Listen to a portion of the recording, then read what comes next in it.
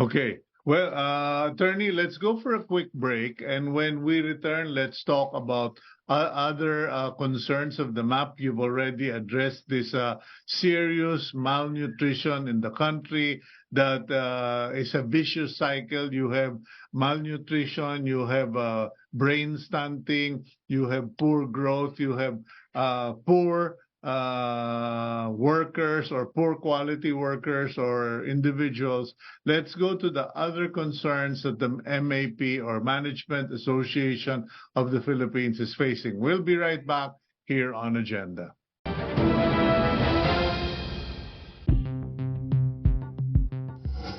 Groups have long been urging the government to prioritize finding solutions that will resolve the current education crisis. These lobbyists include the Management Association of the Philippines. MAP emphasized the need to transform the country's education system to allow it to better adapt to a changed workplace in a technology-driven world. The group also called for a public-private partnership in education to ease the crisis that has affected many Filipino youth. Even Davao City Representative Paulo Duterte has backed the group's calls for education reform. The younger Duterte stressed the need for Congress to swiftly act on the job skills mismatch among K-12 graduates, as well as supporting enterprise-based education to ensure that Filipino graduates are indeed ready to join the labor force. Let's discuss the matter on today's agenda. Welcome back to the program, and we welcome back Attorney Benedicta Du-Baladad of the Management Association of the Philippines. Attorney, next topic is the quality of education and the resulting graduates. Are they good enough, etc.? I just noticed, we always hear people talk about digital economy, about internet, about the need for people to be good when it comes to technology. But where are we really? Okay. Let me first, because you may ask, why are we again in education, CITO? Yeah.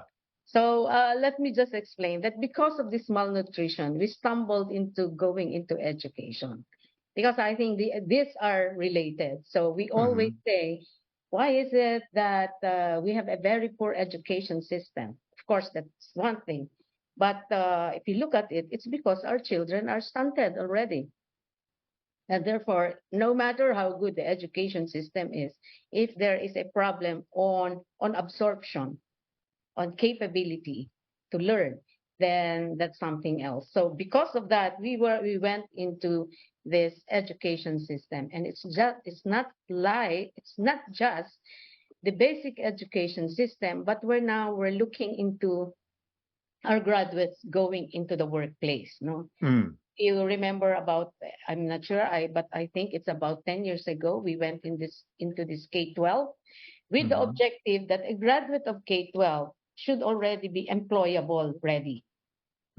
Now, looking at the figures, when we met with Senator Win Gatchalian, who is a chair of EDCOM 2, we found out that of these graduates and also the technical vocational, only 4% are picked up at the enterprise level, and the rest are still with the community pickup, which means ito yung mga nagpupulot, ito yung mga nagmamasahe, manikurista, but that's the low end. No, that is not what we want.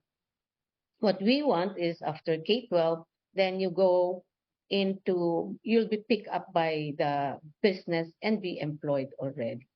So we said, so what do we do with this? There must be something wrong with this.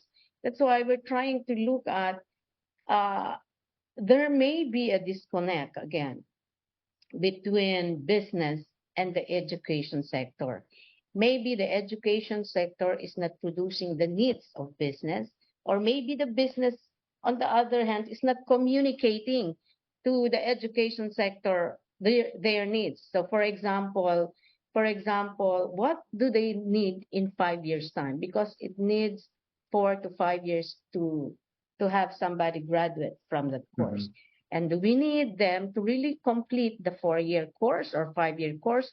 Or can we just make it 2 years and already employable already at the enterprise level? So for example, they graduate up to 10 high school, and then the 2-year period mandatory would already be in technical vocational if they don't want, or if they're not capable or they are not financially able to go to college. Can they already take a 2-year course on TVET, technical vocational education training, with, for example, they can immerse themselves in certain industries, or they can have certification, micro-credentialing, and all those, so that after that, then they can already pick up by the enterprises. Because you don't need, for example, to go to a 4-year degree, become an accountant for you to become a bookkeeper, right? You don't need to become a 4-year graduate to become a paralegal. You don't need, for example, to become an engineer to be a draftsman, etc., etc.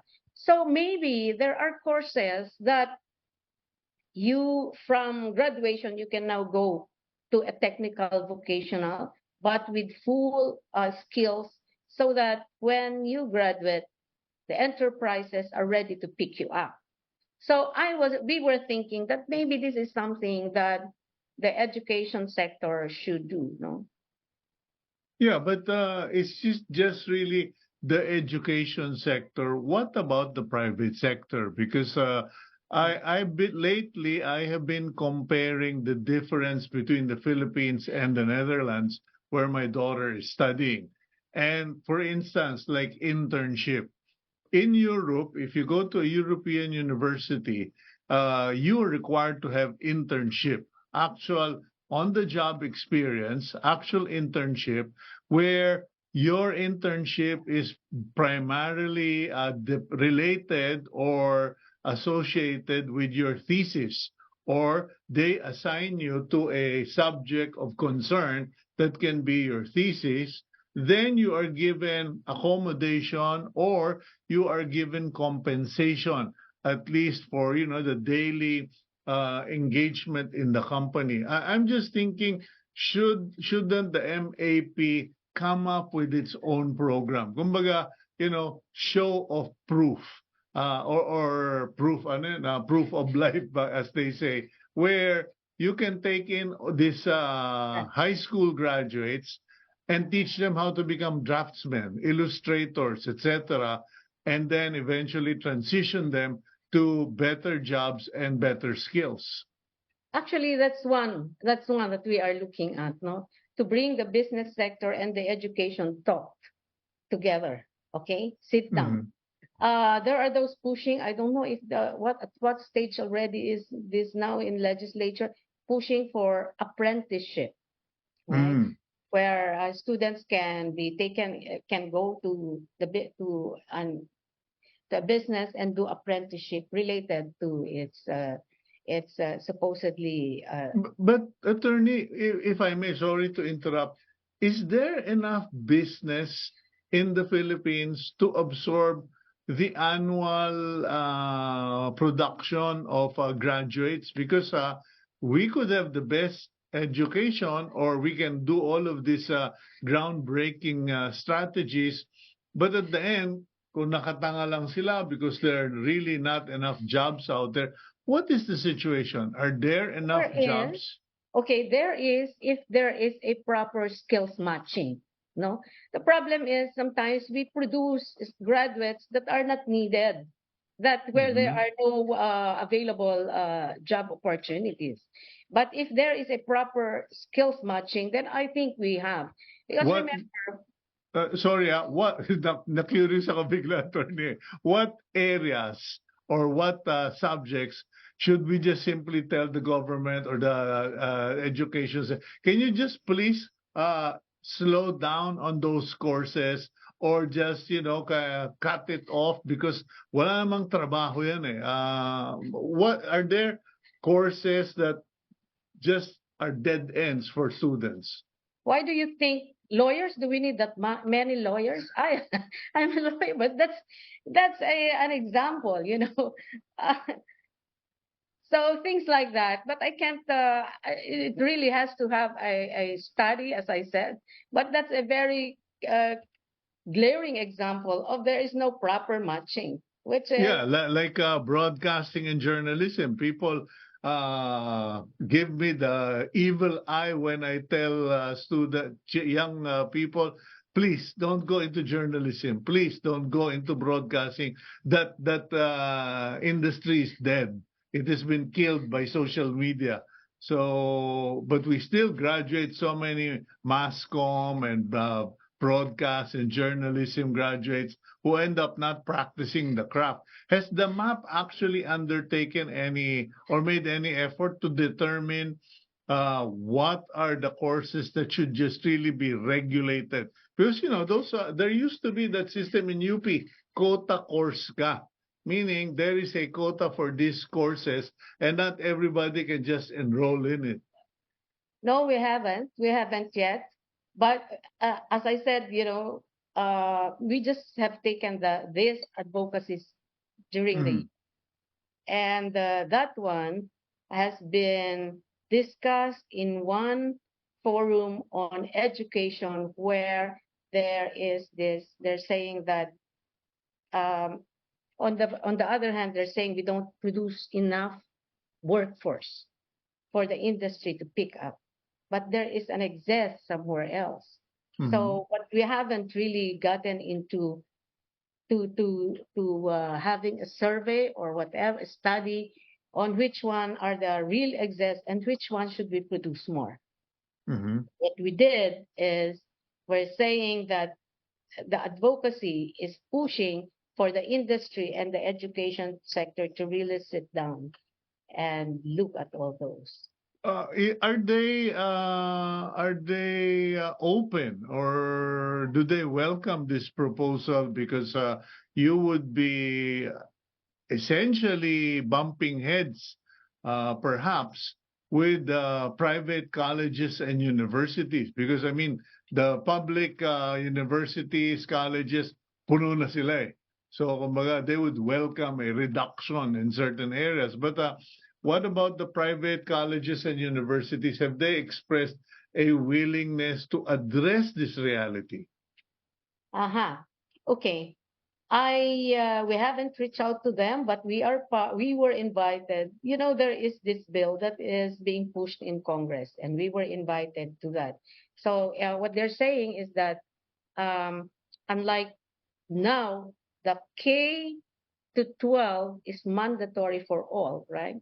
Mm-hmm. Now, in that bill, what they are saying is that the K to 12 is mandatory, the six elementary, four in high school, and two which is pre-tertiary, meaning you have to take this before you go to your diploma or professional course, which means that the 2-year additional is mandatory only for those who will go to Ah, okay. professional. Because they have that system in Europe also that you don't just go to university, like let's say for architects, I may be wrong, but for architects, you need to undertake certain tech voc courses regarding plumbing, electrical, carpentry, etc. So that when you go to university, you understand what's involved in those aspects, hindi kayong design ka lang ng design ng bahay na hindi mo naintindihan, impossible pala yung dinidesign mo na yan. Alam mo, actually, that's not the idea there. But now that you tell me, parang it makes sense, no, maganda. Because what they're saying is that if you don't go to a 4-year course, you don't need to get the additional 2 na senior Mhm. high school. And what we're thinking naman in MAP, I mean, this is still in the discussion phase. But I'm thinking of something that you can graduate up to 10 in high school, but if you want to go Tech Voc, you have to Mhm. take the mandatory 2-year in Tech Voc so Okay. that after 2 years you can be employable. Because the problem, I think, of parents, especially those who cannot afford to send their children, is that they are really waiting for that time when their children can earn and help them in their Mhm. finances. So these are the things that are being discussed, and I think there is association of schools, that is also part of that. What we're saying is that all of these are being talked about. Yeah, there are a lot of families who can't and will never be able to afford to send their children to college. That's a reality, and you're so correct there because in fact some courses don't even require 2 years of textbook. Like for instance, I enrolled in pig husbandry here at the International Center for Husbandry here in Lipa. And it was, if I'm not mistaken, a 7-day course or a 10-day course. And after that, you get the certificate. And I have to say, I learned so much from the basics, the accounting, the husbandry, the feeding, etc., and even the marketing. And so what you're suggesting makes perfect sense. Kung hindi ka makakapunta sa college, at least dapat marunong kang mag-alaga, magparami ng baboy, or to do vegetable farming, etc. I mean, I know Harvest, the people you've been working with, Toto Barcelona, they conduct trainings every Saturday regarding vegetable propagation and tissue culture. Yeah. Yes. I think we just have to be practical. That not all our students can go to college 4 years and graduate. You know. Okay, what about other concerns of MAP? Because we've been talking about students, education, and one would say, hindi naman concern na dapat siya ng MAP and the business people. Yeah. In terms of business, I was listening to Elon Musk the other week, and he said economies are defined by products and services. If you do not have products and services, you don't have an economy. You just have numbers and dreams. So as far as the MAP is concerned, where are we in terms of actual products and services? Well, okay. So it's not direct, okay? We're not talking about producing direct products, producing direct services, but we're saying that we have now entered the and that's what Elon Musk is saying, fourth industrial revolution, okay? We now have the chat GPT, AI, robotics, etc. And if we cannot keep up with this kind of environment, what do? We have this population that keeps on increasing or ballooning, and everybody say that's our demographic sweet spot.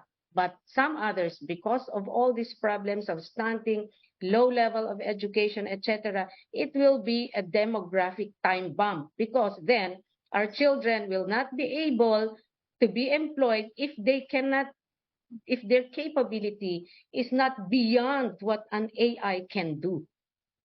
Okay, so it's all about preparation. We have now the existing force, but we're thinking about on a longer term, what should be done.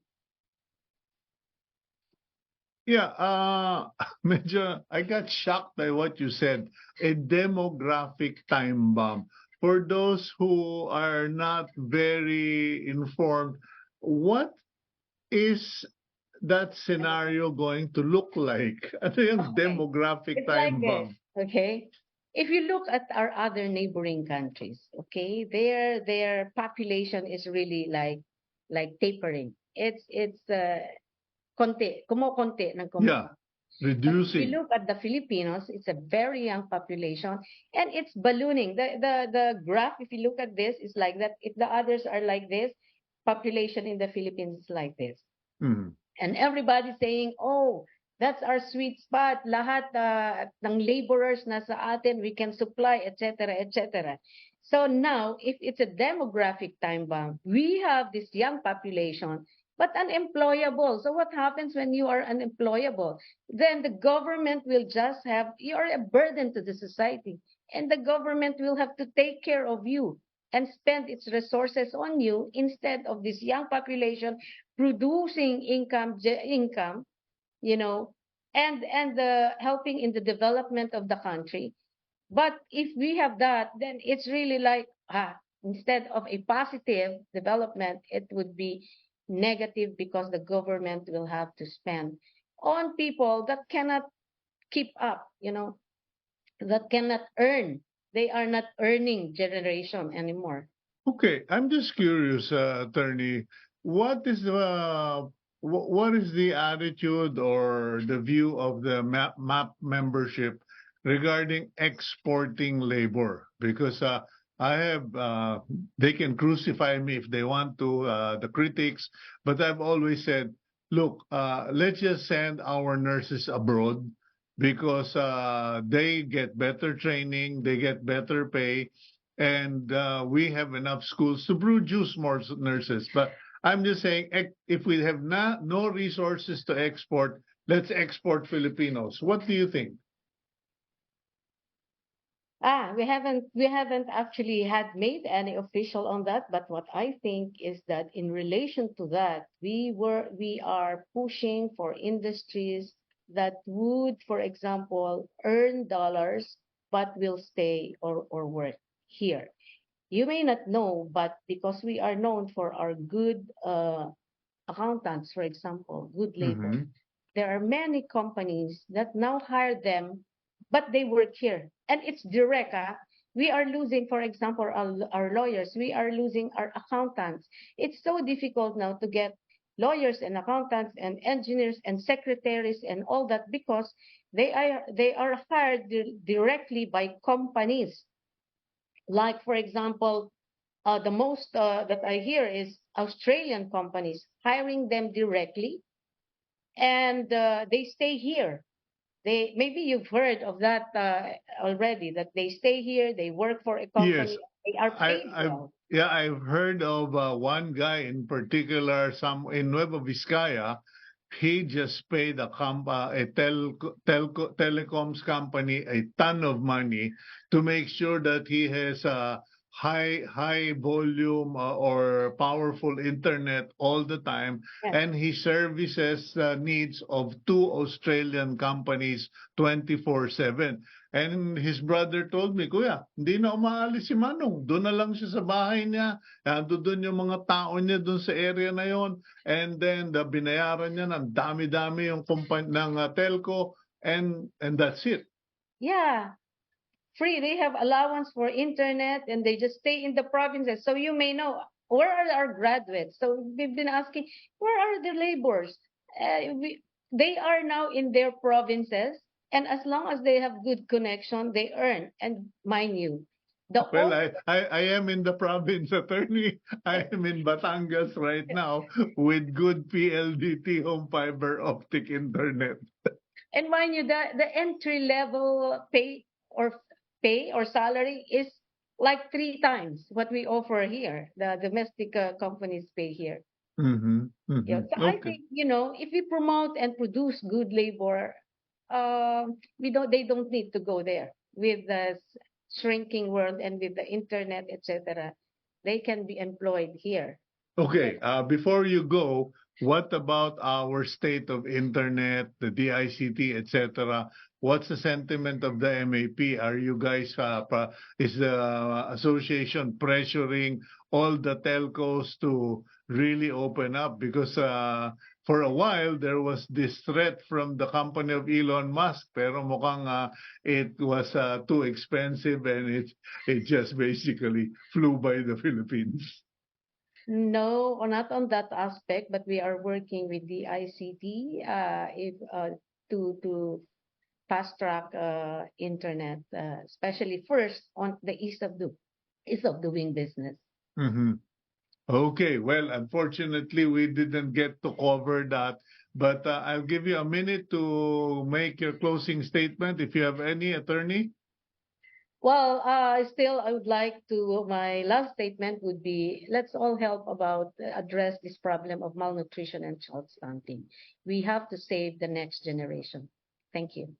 Okay, thank you very much. And I pray, we in Agenda pray that the Lord continue to bless your vision and the vision of your associates, that you will stay the course, that you will just be firm in your commitments, and that He would bless the work of your hands. Thank you very much, attorney. Thank you.